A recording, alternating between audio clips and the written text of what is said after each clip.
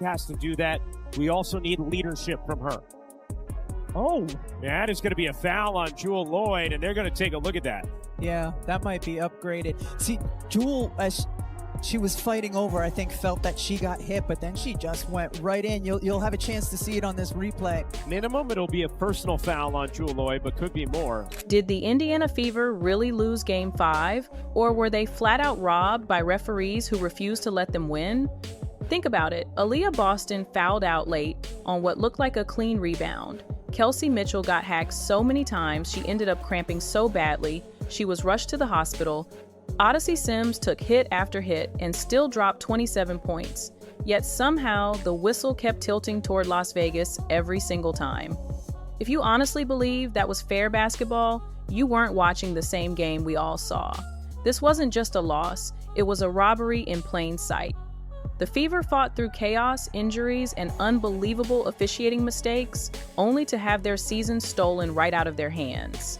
But what makes this story even more powerful is what came next. The words and fire from Lexie Hull and the team after the heartbreak. And trust me, nobody's letting this one slide. Do you feel like this game, between the adversity but also the resilience, was just like a microcosm of this whole season? And did that, in a way, like, you're like, oh, we've been here before? Yeah, I mean, that's what Steph said in the huddle. Like, we're built for this moment. When Kelsey went down, and then we're challenging the call on AB. We've been here before, so it's just so unlucky, so crazy that had to happen tonight. What if the biggest opponent the Fever were facing in this series wasn't the two-time defending champs, but the crew in black and white holding the whistle? That's exactly how it felt from the very first tip-off.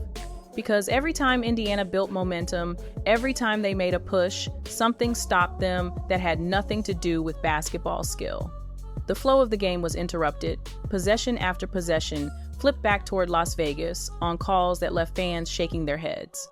Aaliyah Boston was tagged with touch fouls that wouldn't even be flagged in an NFL practice, while on the other end, Kelsey Mitchell and Lexi Hull were draped with defenders hanging on them like backpacks, and yet the whistle stayed silent.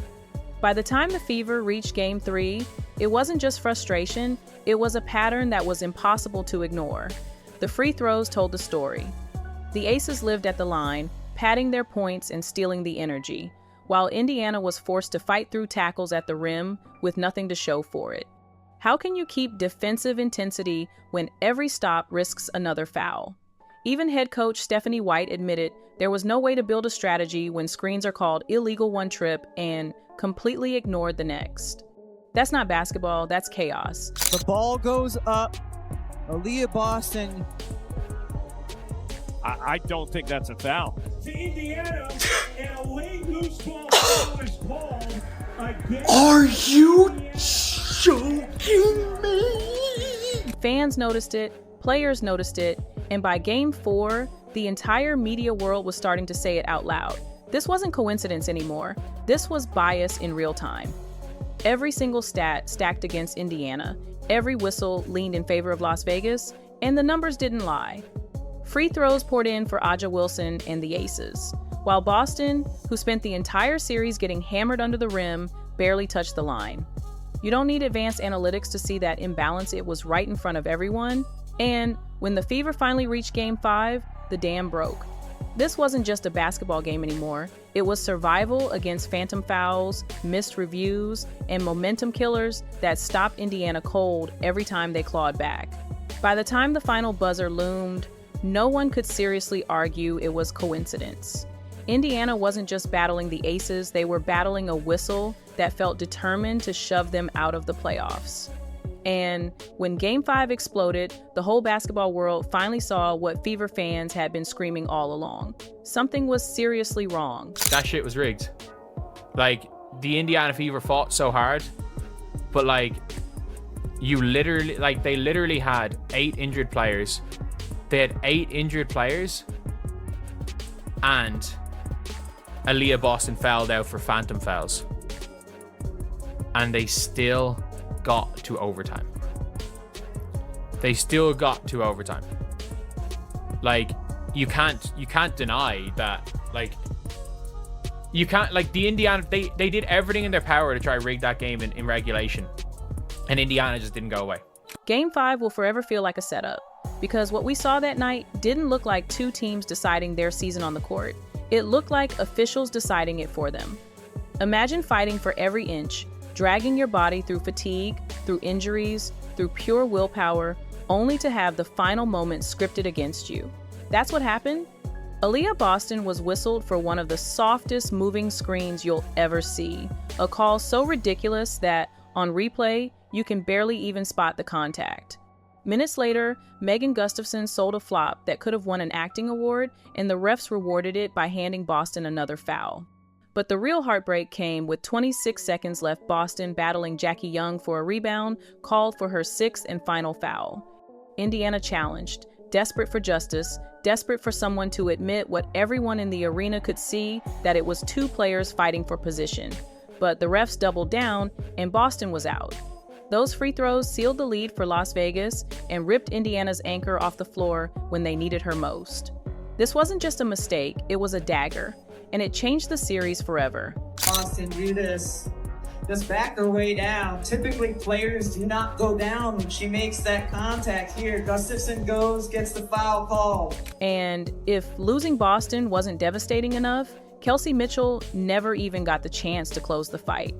She'd been battered all night long, arms draped across her, hips checked on every drive, body blows that would have sent most guards to the bench early, and yet the whistle stayed silent. By the third quarter, after drilling a huge 3 to keep Indiana alive, her body finally gave out. Cramping so severe she had to be helped off the court and taken straight to the locker room. 15 points already on the board and still the engine of their offense. Watching her collapse after carrying so much was brutal, but it fit the pattern the refs let her take shot after shot, not from the Aces' defense, but from the lack of protection that should have been there. And it didn't stop with Mitchell. Lexie Hull got shoved so hard fans expected a flagrant review. Natasha Howard took a swipe across the face. Odyssey Sims got clipped in overtime, and somehow she was the one whistled. Every ugly moment piled up, and the message was clear: the Fever weren't just playing against the Aces, they were playing against the officials too.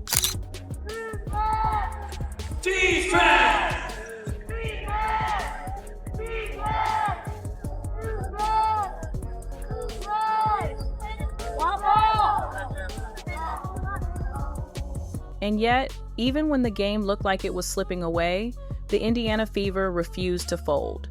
Down players, down calls, down their superstar in the paint, they fought with nothing left but pride and sheer willpower. That's when Odyssey Sims turned into the heartbeat of the entire series. A player who wasn't even on the roster for most of the year, signed late on a hardship contract, suddenly carried an entire franchise on her back. 27 points, 6 assists, attacking the rim like it belonged to her, shooting 50% from the field, even while absorbing contact that the refs refused to acknowledge. Every time Indiana's offense broke down, it was Sims who found a way blowing by defenders, finishing through hits, and tying the game late in regulation to force overtime. It wasn't just scoring, it was defiance, it was fire, it was the soul of a team saying, "We're not leaving."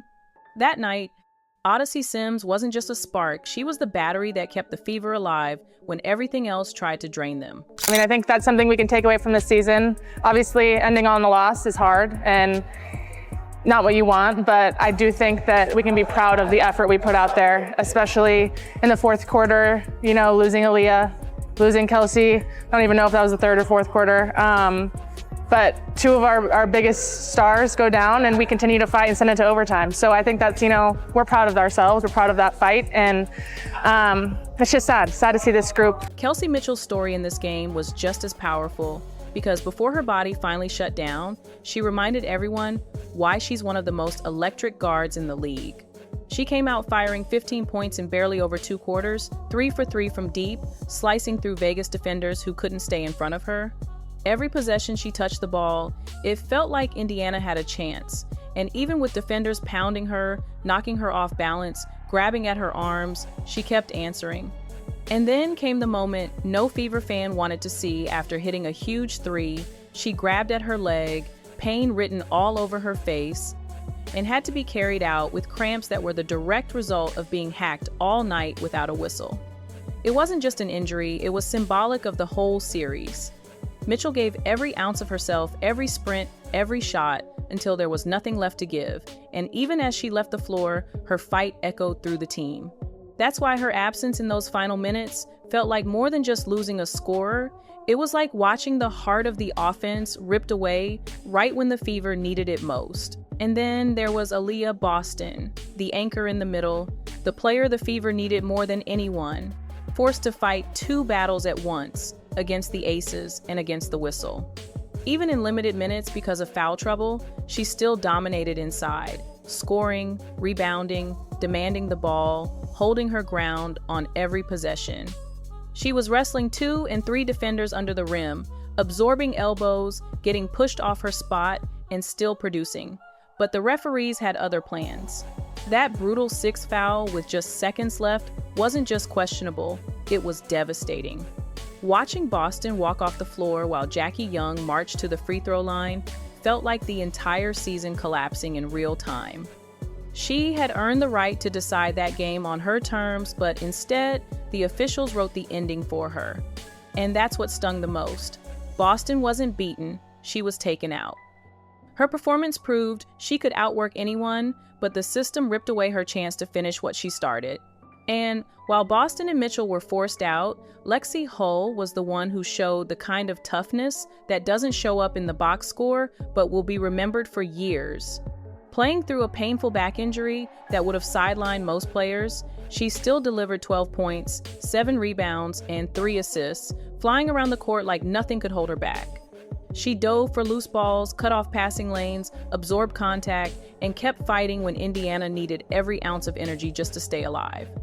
But what made Lexie's night unforgettable wasn't only her stat line, it was her voice after the game. She stood in front of the cameras, bruised, exhausted, emotional, and made it clear this wasn't just a loss, this was a fight they were proud of. She called out the adversity, she honored her teammates for refusing to quit, and she showed exactly why Fever fans see her as one of the future leaders of this team.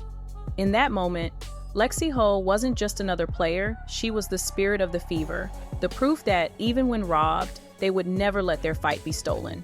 This is not the end of the Indiana Fever, it is the beginning of something much bigger, because what the world saw in that semifinal series wasn't a team bowing out, it was a team arriving. Think about it, 6 season-ending injuries, hardship contracts just to fill a roster, their franchise player Caitlin Clark sidelined for almost the entire year, and yet they still dragged the defending champs to overtime in a decisive Game 5. That's not weakness, that's a warning to the rest of the league. Odyssey Sims turned a hardship deal into a headline.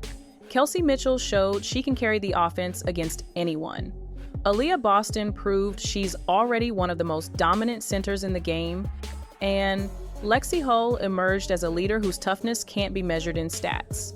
Next year, Clark returns, Boston grows stronger, the core comes back with scars and experience, and suddenly, what was a stolen run looks like the foundation of a dynasty. The Fever didn't just lose a series, they exposed cracks in the system, they revealed their own resilience, and they put every franchise on notice that their time is coming.